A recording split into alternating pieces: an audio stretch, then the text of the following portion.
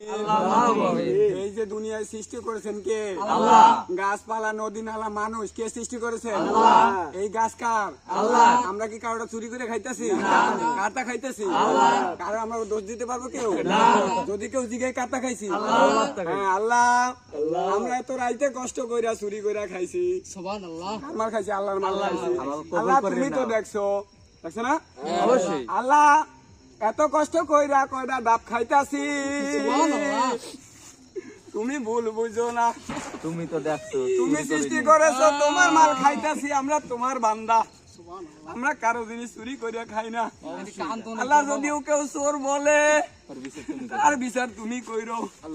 আমরা জানি কালকে এলাকায় সমালোচনা করবে। কি করছি আমরা? চুরি করছি। আমরা কি চুরি করেছি?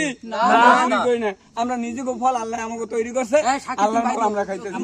এখানে যারা আছে সবাই হইছে। ধরেন আল্লাহুম্মা আমিন।